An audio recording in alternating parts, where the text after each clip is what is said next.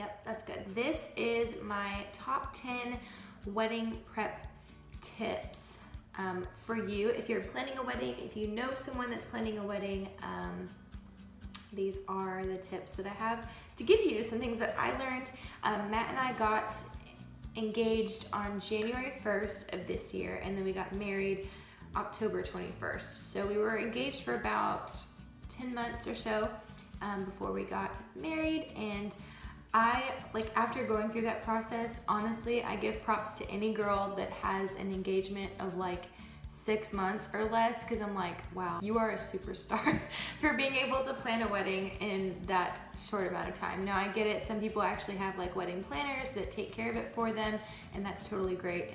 But I did not have a wedding planner. I was working full time, and there was a lot of things that I learned and a lot of things that I took away from that season, and so I just wanted to help you guys and give you some tips that you can use for your wedding planning engagement season. So we'll just jump right in. Point number 1 is don't start planning right when you get engaged. I know that half of you guys probably already have like Pinterest boards that you've had for years of all of your wedding ideas, all your dream poses, dresses, engagement rings, all of that. You're jumping at the bit to get started planning your wedding, but the thing about being engaged is that it's another season of your relationship with your significant other. And so I'm really glad that Matt encouraged us to just take like 2 weeks after our engagement to really just enjoy being engaged before crazy Danae jumped into planning her dream wedding, you know? So I really encourage you guys to take that time with your fiance. Enjoy this new season, enjoy the bliss and the excitement, and enjoy being celebrated by your family and friends around you. Tip number 2 is to get a planner. You're probably thinking, okay, do you mean like a people planner, like a person, or do you mean like a book? And I'm talking about like a book. I literally just went to Walmart and got a basic planner, and I got one that I thought was cuter. It has like gold accents and stuff. So this one is really small. It's really simple, but it has enough space for each day. And then it lists obviously the whole month if you have like major things. So I wanted something smaller so that it could fit in my purse and I could take it with me if I needed to go shopping for decorations or take it with me on a trip. I didn't want to be lugging around this big binder. And if you like a big binder and that works for you, great, but I knew that this was going to work for me. So definitely get a planner. This is really going to help to keep you organized. I wrote down literally everything, because even while I was like sitting at work, there would be times when I would just like write down, oh, I need to take care of this, oh, I need to do that, because there's so many details that you don't think about. So when you do think about it, make sure you write it down so that you do not forget, because it will happen. You'll forget about it and think about it 2 months later and you're like, oh, I should have done that 2 months ago. Like there was days when I didn't get everything done on my to-do list, and it was, at first it was kind of frustrating, but at the same time I'm like, you know what? I got a lot done, and that's stuff that wasn't done yesterday, so hey, we're making progress. Tip number 3 is to organize your Pinterest board. I know I mentioned earlier that you probably have just a wedding board with everything and anything in the world on there.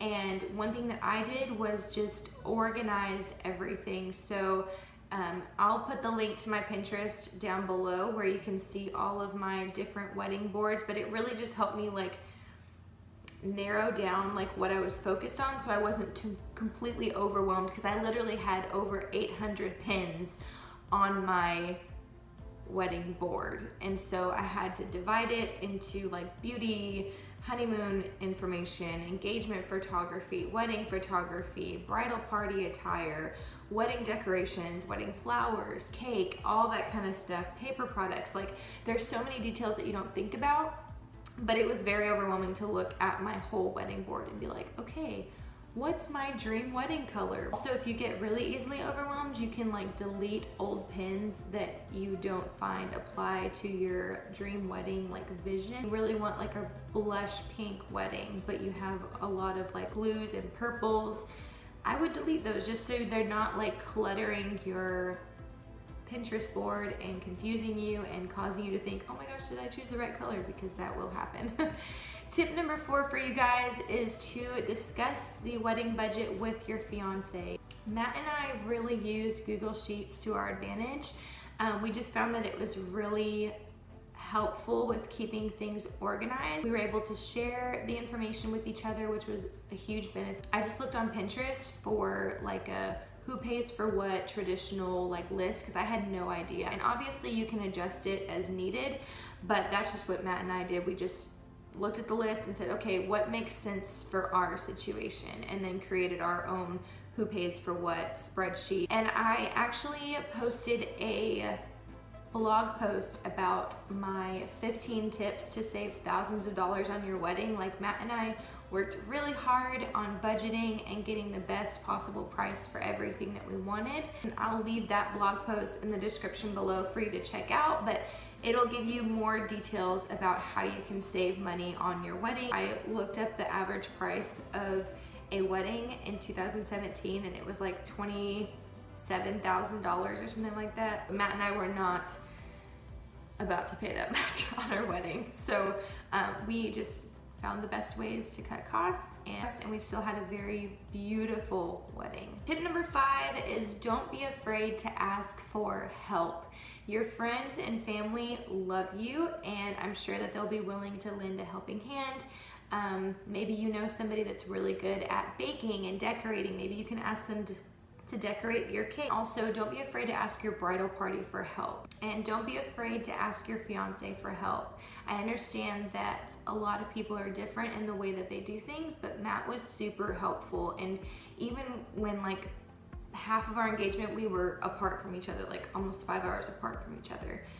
So it made it kind of difficult to communicate, but I would be able to send him things like, hey, can you look up this? Hey, can you make sure that the guys get their suits? And Matt was just on it. What I tried to do was to ask him for help with a project that he would be interested in or something that applied to him, like asking him to check on the guys' suits. Number 6 is to keep in mind that it's okay if your wedding is non-traditional. There was a lot of like, a lot of things that I'm like, are we supposed to be doing it like this and this and this? And there was a lot of things I would ask my mom about, and she's like, you can do whatever you want. Like, it's your wedding day. Like, keep what you think is important, and any other tradition that you don't have this huge desire for, then don't do it. The most important thing that Matt and I wanted to ensure was that we kept space for the Lord to do what he needed to do. And it's important because a wedding is not just about the wedding day, but it's about the covenant that's taking place. And so we wanted to make sure that we were still allowing space for that to happen and didn't get cluttered by all the activities of a traditional wedding day. Tip number 7 is to take time to breathe and relax. Guys, if it's in your budget, go to the salon, get a mani-pedi, get a massage, whatever you want to do. Wedding planning season is so stressful sometimes. You just need time to step back and relax and enjoy what you're doing. There may be times when you're like, I just want to be married. Like, I hate planning. It's frustrating. It's so much pressure and yada, yada, yada.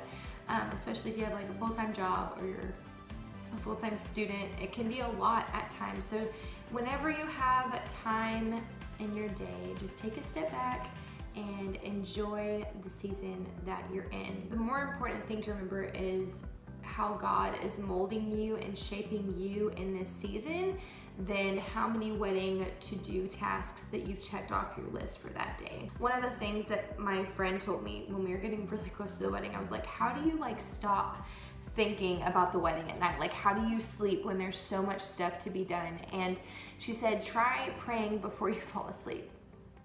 Sounds really simple, right? It was really simple, but I literally felt so much better when I did that it helped me sleep better. I woke up feeling more refreshed, and it was just really encouraging. Tip number 8 is to go on frequent dates. Just be intentional with the time that you're spending together. Matt and I, for part of our engagement, we were long distance, so we would do Skype, and honestly, a lot of our conversations were about the wedding, and I wish I could go back and just like check out from the wedding for a few minutes just to enjoy being with Matt, but I mean, there's nothing I can do about it now, and it's okay. Commit to making it a non-wedding talk date. Like, go get coffee, go for a walk, you know, just do things that both of you guys enjoy and commit to not talking about the wedding. So tip number 9 is don't expect your engagement or wedding to be perfect.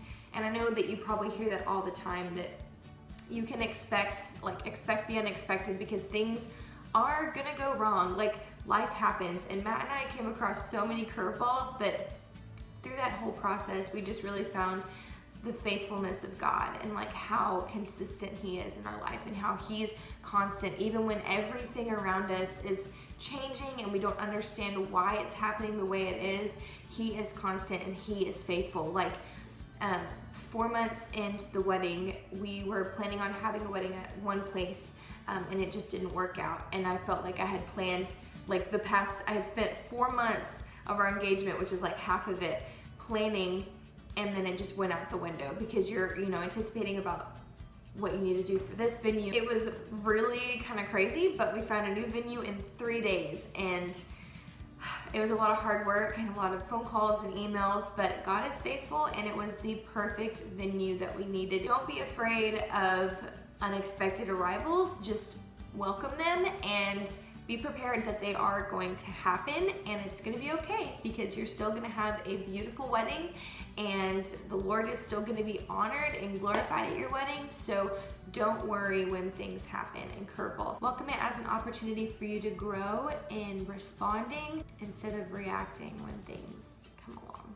And then the last and most important tip number 10, is to pray for and pray with your future spouse. So prayer obviously is so powerful. I'm believing that through this season that you're learning to pray for your future husband or wife in such a way that allows the Holy Spirit to bring fresh words and prayers for them, like new prayers and new things for them that you haven't prayed for them before. Like, your prayers will shape their destiny. Like, whether you believe it or not, they do shape their destiny. Don't be afraid to let them know that you're praying for them, because it's very encouraging. I was so encouraged when Matt asked me what I needed prayer for and how he could be standing with me and believing with me. Like, that was so encouraging and so uplifting in that season of stress. When you pray with your future spouse, oh man, you guys, that is like even more powerful than just praying for them, because the word says that the Lord is present where 2 or more are gathered. And when you stand in agreement for your marriage, God sees that and He honors your faith.